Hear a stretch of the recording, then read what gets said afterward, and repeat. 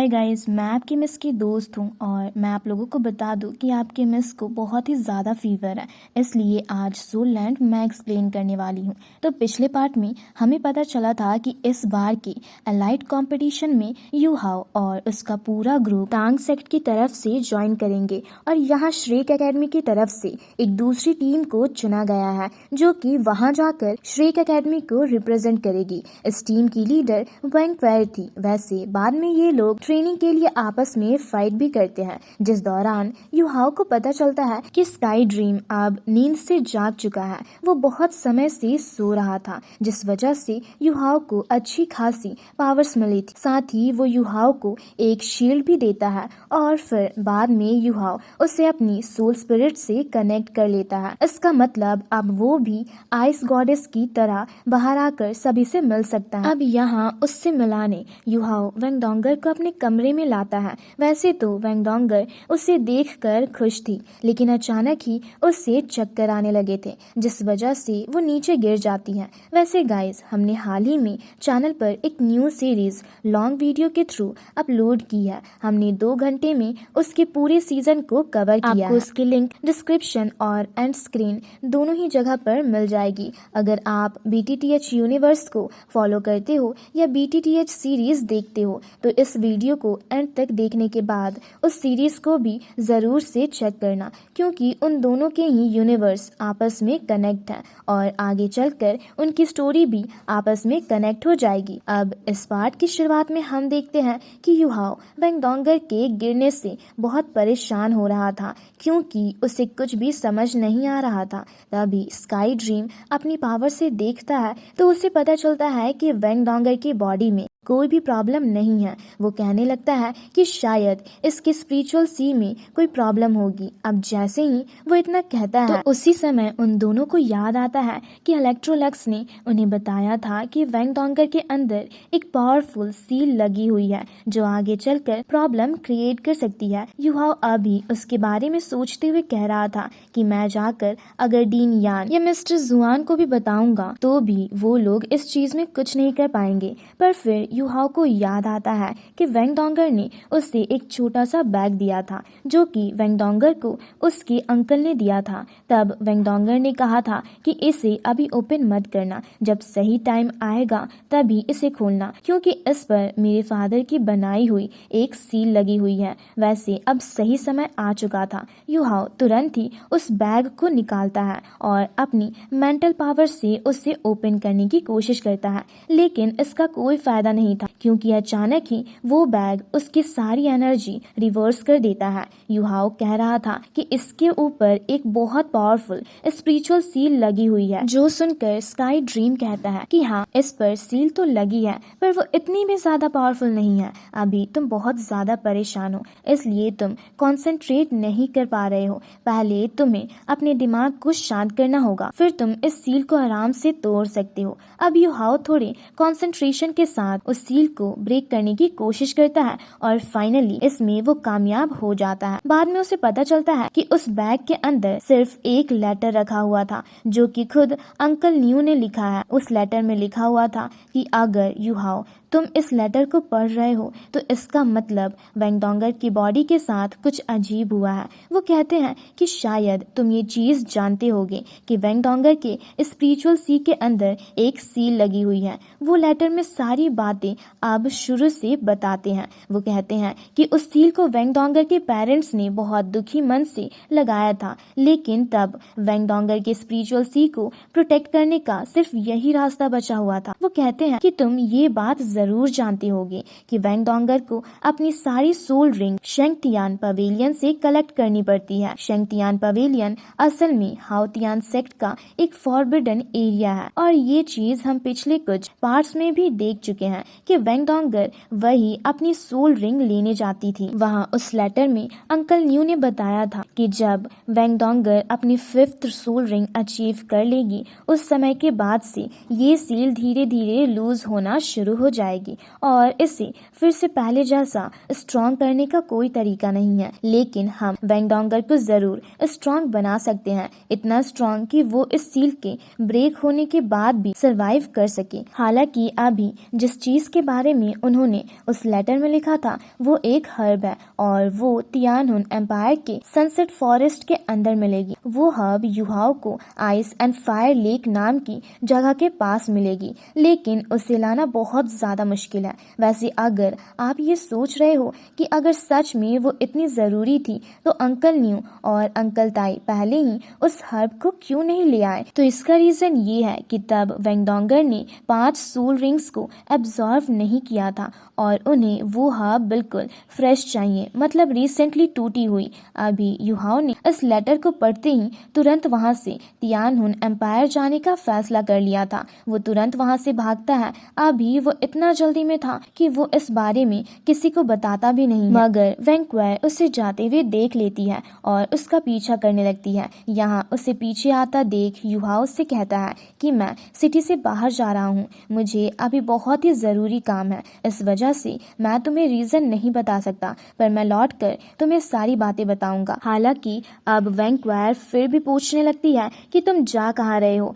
इस पर युहाओ कहता है कि तियानहुन एम्पायर, और बाकी बातें मैं नहीं बता सकता क्योंकि सच में मैं बहुत ज्यादा जल्दी में हूँ, इसलिए तुम लौट जाओ। और इतना कहकर युहाओ अपनी स्पीड बढ़ा लेता है, लेकिन वैंक्वायर को इस पर गुस्सा आ जाता है और वो कहने लगती है कि तुम होते कौन हो मुझे वापस लौट जाने का कहने वाले। और इतना कहते हुए वो भी अपनी स्पीड बढ़ाकर सीधा यहाँ युहाओ के पास आ जाती है। अब उसे पीछा ना छुड़ाते हुए युहाओ भी रुक जाता है और कहता है कि मुझे रोकने की कोशिश मत करो वरना मैं भूल जाऊंगा कि तुम मेरे दोस्त हो। ये सुनकर वैंक्वायर हैरान थी। वो कहती है कि आखिर चल क्या रहा है, जिस पर युहाओ कहता है कि मैं किसी की जान बचाने जा रहा हूँ। ये सुनकर वैंक्वायर तुरंत ही समझ गई थी। वो कहती है कि क्या तुम वेंगडोंगर के कारण इतनी जल्दी में हो, जिस पर युहाओ हाँ करता है। अब वैंक्वायर कहने लगती है कि मुझे पहले ही समझ जाना चाहिए था, क्योंकि इस पूरी दुनिया में सिर्फ वही एक ऐसी पर्सन है जिसकी वजह से तुम इस तरह से पागलों की तरह ना जाने कहाँ जाने पर तुले हुए हो। ये सुनकर युहाओ कहता है कि बेशक वो मेरे लिए बहुत ज्यादा इम्पोर्टेंट है और उसके लिए मैं कुछ भी कर सकता हूँ, लेकिन यहाँ पर बात ये नहीं है कि वेंगडोंगर की जान खतरे में है और वो मेरी दोस्त है, इसलिए मैं ऐसा कर रहा हूँ। अगर उसकी जगह तुम्हें भी प्रोटेक्ट करने के लिए मुझसे जो हो पाता वो करता। वैसे हम नोटिस करते हैं कि वहाँ नीचे श्रेक सिटी के गार्ड्स ने उन्हें देख लिया था, पर वो समझ नहीं पा रहे थे कि ये दोनों यहाँ क्या कर रहे हैं। और युहाओ और वैंक्वायर इतने ऊपर थे कि उन्हें उन गार्ड्स की आवाज भी सुनाई नहीं दे रही थी। हालांकि युहाओ वहाँ से जाने लगता है, लेकिन वैंक्वायर कहती है कि मैंने तुम्हें थोड़ा सा लेट करवा दिया है, इसलिए मुझे भी अब तुम्हारे साथ चलना चाहिए तुम्हारी मदद करने के लिए। और इतना कहने के बाद वो दोनों ही वहाँ से पूरी रफ्तार से निकल पड़ते हैं। तभी सीन चेंज होकर यहाँ हाओतियान सेक्ट पर आता है।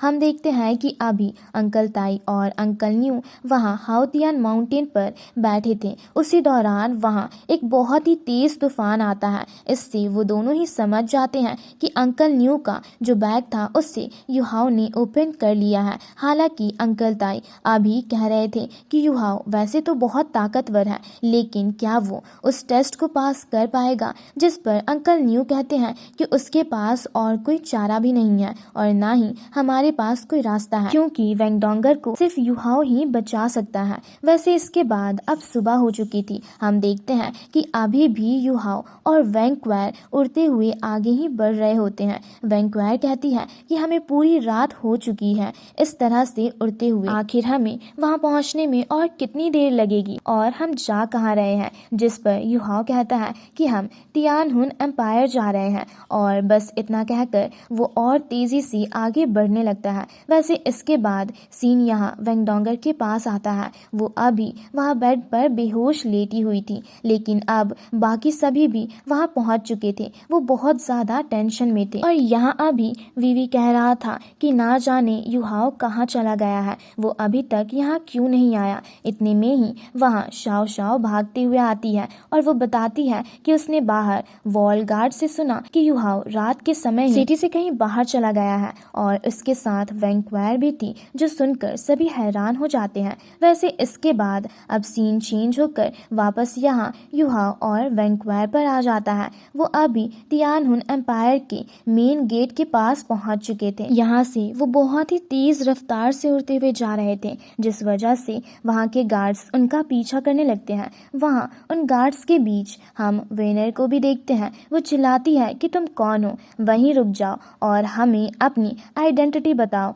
अभी उसकी आवाज़ सुनकर युहाओ ने तुरंत ही उसे पहचान लिया था, क्योंकि वेनर और उसकी मुलाकात पहले जंगल में हुई थी। हालांकि अभी वैंक्वायर ये बात नहीं जानती, इसलिए वो कहने लगती है कि मैं पीछे रुककर इन्हें रोकती हूँ, पर युहाओ कहता है नहीं रुको, और इसके बाद युहाओ अपनी मेंटल पावर रिलीज करता है। वहाँ वो सभी गार्ड्स और साथ ही वेनर उसकी मेंटल पावर से वहीं रुक चुके थे। अभी वेनर कह रही थी कि ये जो भी है इसकी मेंटल पावर बहुत ज़्यादा खतरनाक है। तभी उसे युहाओ की आवाज़ सुनाई देती है। युहाओ कह रहा था कि मैं बहुत जल्दी में हूँ, मैं अभी नहीं रुक सकता। अगर मैं रुकता तो तुम मुझे पहचान लेती, पर मेरे पास समय नहीं है। अभी यहाँ उसकी आवाज़ सुनते ही वेनर को सब कुछ याद आ चुका था। तभी एक गार्ड कहता है कि क्या हमें सेकेंड गेट के ऑफिसर को इस चीज की रिपोर्ट करनी चाहिए कि वो इन लोगों को आगे बढ़ने से रोके। जिस पर वेनर कहती है कि नहीं, ये हमारा एक पुराना दोस्त है जिसने एक बार पहले हमारी मदद की थी, इससे हमें कोई खतरा नहीं है। वैसे अब हम देखते हैं कि कुछ देर में ही युहाओ और वैंक्वायर वहाँ उस सनसेट फॉरेस्ट में पहुंच चुके थे और यहाँ आकर अभी सच में ऐसा लग रहा था जैसे कि सनसेट हो चुका है, जबकि अभी दोपहर का समय था। युहाओ वहां पहुंचकर रुकता है और तुरंत अपने पास से एक मैप निकालता है। लोकेशन बिल्कुल सही थी, बस अभी उन्हें थोड़ा और आगे जाना था, जहां उन्हें वो आइस एंड फायर लेक मिलेगी और वो हब उस लेक के जस्ट पास में ही है। अभी यहाँ वैंक्वायर कह रही थी कि ये सब तो ठीक है, लेकिन तुमने यहाँ के क्लाउड्स को नोटिस किया, ये जगह कितनी अजीब है। साथ ही मुझे थोड़ा पॉइजनस ऑरा भी यहाँ महसूस हो रहा है। जब युहाओ अपनी सोल डिटेक्शन पावर वैंक्वायर के साथ कनेक्ट करते हुए वहाँ आगे का रास्ता चेक करता है, तो उसे पता चलता है कि वहाँ पर बहुत ज्यादा पॉइजनस ऑरा आ रहा है और हर तरफ मियास्मा गैस फैली हुई है। अब भले ही वो उस जगह के नजदीक आ चुके हो, लेकिन यहाँ रास्ते में गैस बहुत ज्यादा है और रास्ता इतना ज्यादा करीब भी नहीं है कि ये तेजी से वहां तक पहुंच पाए। इन्हें किसी तरह से उस गैस को हटाना होगा। अब वैंक्वायर कहने लगती है कि एक रास्ता है, पर वो बहुत खतरनाक है। युहाओ भी वो रास्ता जानता था। वो कहता है कि हाँ, लेकिन कोई दूसरा चारा भी नहीं है। अब ये लोग वहां से थोड़ा आगे आ जाते हैं। उतनी दूर तक आ चुके थे जितनी दूर तक में सांस लेना पॉसिबल था, पर आगे जो गैस थी वहां पर सांस लेना लगभग नामुमकिन ही है। इसलिए इन्हें तेजी के साथ साथ किसी भी तरह से उस गैस को हटाना था। अभी यहाँ आकर युहाओ वैंक्वायर से कहने लगता है कि क्या तुम आगे भी मेरे साथ चलोगी? अगर तुम चाहो तो तुम रुक सकती हो। जो सुनकर वैंक्वायर कहने लगती है कि फिर तुम क्या करोगे? इस पर युहाओ कहता है कि मेरे पास कोई दूसरा रास्ता नहीं है, क्योंकि मैं अगर वहाँ नहीं पहुँचा तो वैंगडोंगर नहीं बच पाएगी और वही मेरी दुनिया है। अगर वही नहीं बची तो फिर मैं जिंदा कैसे रह सकता हूँ? इसलिए मुझे खुद के लिए वहाँ पहुँचना ही होगा। जो सुनकर वैंक्वायर कहने लगती है कि तुम सच में बहुत बड़े गधे हो, पर फिर भी मैं किसी गधे को भी इस तरह से मरने के लिए तो नहीं छोड़ सकती, इसलिए मुझे तुम्हारी मदद करनी ही होगी। अब वो दोनों ही तैयार थे, जिसके बाद युहाओ अपने पास से सोल गाइडेंस वाला एक मिसाइल लॉन्चर निकालता है और फिर मिसाइल में अपनी एनर्जी प्रोवाइड करते हुए सीधा वहाँ उस पॉइजनस गैस की तरफ छोड़ता है। जैसे ही वो मिसाइल वहाँ पहुंचकर ब्लास्ट करती है तो इस चीज से वहाँ एक धमाका होता है और वो पॉइजनस गैस कुछ देर के लिए दूर हट जाती है, लेकिन उनके पास ज्यादा समय नहीं था। इसलिए युहाओ तुरंत ही अपना अगला सोल गाइडेंस टूल एक्टिवेट कर लेता है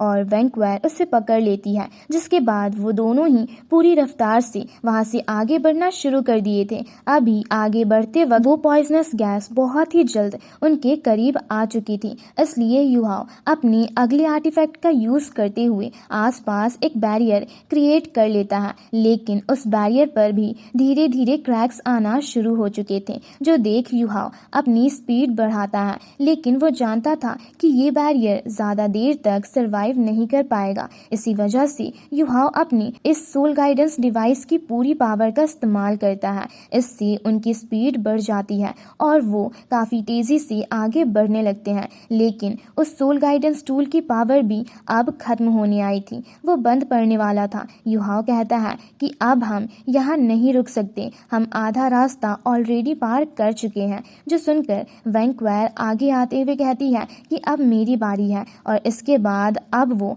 अपने सोल गाइडेंस टूल का इस्तेमाल करते हुए स्पीड को फिर से बढ़ा देती है। अभी वो पॉइजनस गैस के बीच से ही जा रहे थे, क्योंकि उस मिसाइल लॉन्चर की वजह से वहां से जो पॉइजनस गैस दूर हटी थी वो अब फिर से करीब आ चुका है। वैसे यहाँ आगे बढ़ते वक्त वैंक्वायर नोटिस करती है कि नीचे बहुत से प्लांट्स हैं। वैसे ये वही पॉइजनस प्लांट्स हैं जिनसे ये पॉइजनस गैस रिलीज हो रही है, और असल में इतनी बड़ी जगह को उन्हीं पॉइजनस प्लांट्स की गैस ने कवर कर रखा है। ये असल में प्लांट्स टाइप स्पिरिट बीस्ट हैं और ये जिंदा भी है। इस वजह से ये यहाँ युहा और वैंक्वायर को आगे बढ़ता देख और ज्यादा पॉइजनस गैस रिलीज करने लगते हैं। यहाँ पर आगे बढ़ते वक्त अभी युहाओ का वो क्रिएट किया बैरियर पूरी तरह से कमजोर हो चुका था और ब्लास्ट होने वाला था। पर तभी हमें कुछ मिनट पहले का सीन दिखाया जाता है, जब ये दोनों यहाँ सनसेट फॉरेस्ट में पहुंचे थे। तभी आगे बढ़ने से पहले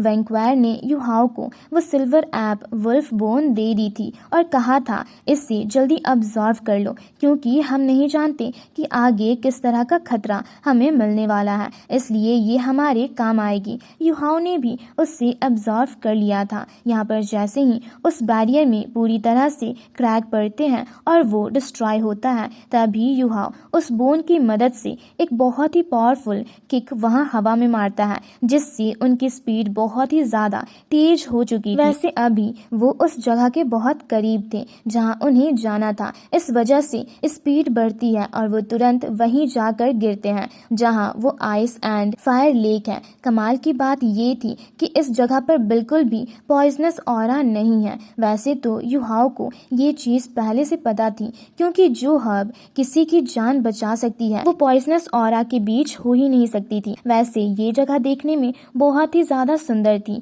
ये जगह उस पॉइजनस गैस वाली जगह से अलग सेपरेट बनी हुई है और ये बहुत ही ज्यादा बड़ी जगह है। यहाँ युहाओ आगे आता है और उसे वही आइस एंड फायर लेक दिखती है। वो उसे देख हैरान था और साथ ही अभी वैंक्वायर भी उस लेक को देखकर बहुत ज्यादा हैरान थी। वो कहती है कि इसका आधा पानी बहुत ही ज्यादा ठंडा है और सेम वैसे ही आधा पानी बहुत ही ज्यादा गर्म। युहाओ कहता है कि ये बिल्कुल यिंग एंड यांग सर्कल की तरह है, जहाँ ये कोल्ड वाटर यांग एनर्जी को दर्शाता है और वहीं हॉट वाटर यिंग एनर्जी को दर्शाता है। अभी युहाओ कह रहा था कि ये जगह बहुत ही ज्यादा खतरनाक है। यहाँ शुरुआत में मुझे बहुत ही ज्यादा पावरफुल एनर्जी महसूस हो रही है और शायद उसी एनर्जी की वजह से यहाँ के नॉर्मल प्लांट्स भी स्पिरिट बीस्ट प्लांट बन चुके हैं। अभी वैंक्वायर भी वहाँ के प्लांट्स को देखने लगी थी, पर तभी उसकी तरफ कोई हमला कर देता है। ये चीज युहाओ ने नोटिस कर ली थी, इसलिए वो वहाँ से हटते हुए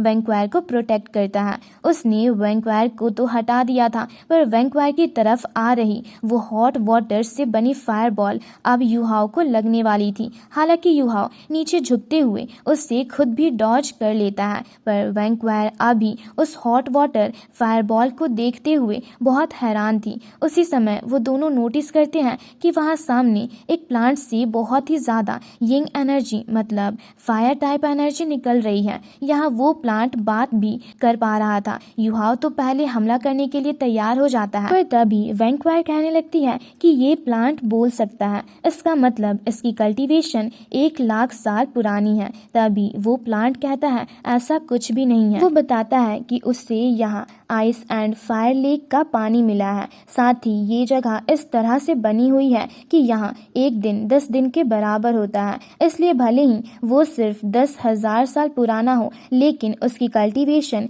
1 लाख साल पुराने किसी बीस्ट की तरह है। इसलिए वो कह रहा था कि तुम यहाँ से कुछ भी चुरा कर नहीं जा पाओगे। ये चीज सुनते ही युहाओ ने तुरंत ही उसके सामने हाथ जोड़ लिए थे। वो कहता है कि शायद आपको कुछ गलतफहमी हुई है, हम यहाँ किसी चीज को चुराने के लिए नहीं आए हैं, हम सिर्फ यहाँ पर कुछ लेने आए हैं। क्या आप हमें बता सकते हैं कि हमें वो चीज कहाँ मिलेगी? जिस पर उस प्लांट को गुस्सा आ जाता है। वो कहता है कि तुम अभी भी यहाँ से कुछ चुरा कर ले जाना चाहते हो। अब उसके इतना कहते ही अचानक वहाँ आइस एंड फायर लेक के फायर साइड से बहुत सारा पानी बाहर निकल कर आता है और वहाँ फायर गर्ल की स्पिरिट जाती है। ये स्पिरिट अभी बहुत गुस्से में थी और उनसे लड़ना चाहती थी। इसी वजह से युहाओ वैंक्वायर से कहता है कि मुझे नहीं लगता कि ये शांति से हमारी बात सुनेगी, इसलिए तैयार हो जाओ, हमें इसे हराना ही पड़ेगा। वैसे अब जब वो फायर गर्ल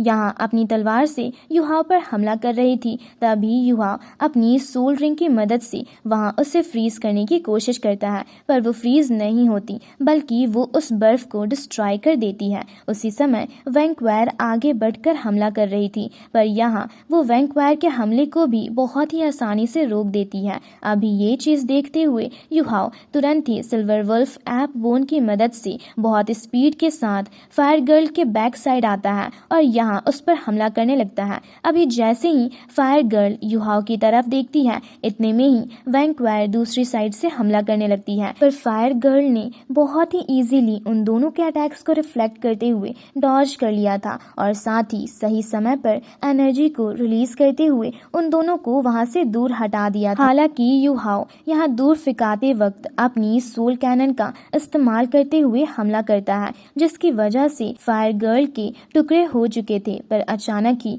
उसकी बॉडी फिर से मेल्ट होती है और वो रीजनरेट हो जाती है। अभी वैंक्वायर उसे देखकर कह रही थी कि हम इस तरह से इसे नहीं हरा सकते। वैसे युहाओ के इस तरह के अटैक्स की वजह से अभी फायर गर्ल को बहुत ज्यादा गुस्सा आ गया था और अब वो गुस्से से हमला करना शुरू कर चुकी थी, पर ये किसी तरह से उसके हमले को रोकते हुए दूर हटते जा रहे थे। इसी दौरान ये फिर से दोनों साथ मिलकर हमला करने की कोशिश करते हैं, पर फायर गर्ल उससे भी बच जाती है। अभी वो यहाँ मेन टारगेट वैंक्वायर को बना रही थी, लेकिन सही समय पर युहाओ वैंक्वायर के पास आकर यहाँ फायर गर्ल की दोनों तलवारों को रोकने में वैंक्वायर की मदद करता है और कहता है कि इस तरह से क्लोज रेंज में इससे फाइट करना नामुमकिन है, क्योंकि इसके टेम्परेचर की वजह से हम इसके नज़दीक नहीं जा सकते। और अब टेम्परेचर को बढ़ता देख टेम्परेचर को कम करने के लिए वो तुरंत ही आइस गॉडेस को वहाँ बाहर बुला लेता है।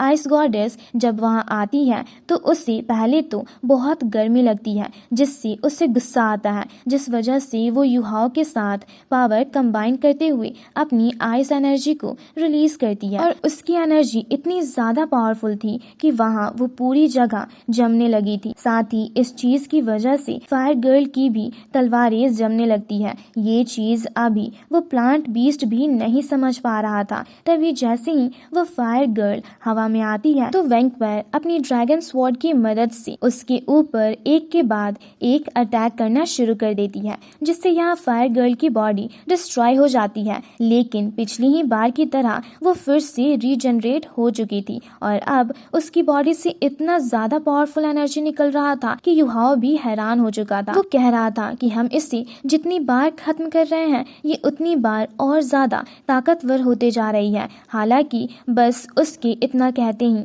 ये पार्ट यहीं पर खत्म हो जाता है, लेकिन आप उस न्यू सीरीज को जरूर एक बार देखिएगा जिसके बारे में मैंने आपको शुरुआत में बताया। लिंक यहाँ आपके सामने और साथ ही डिस्क्रिप्शन में दोनों ही जगह है। Thanks for watching.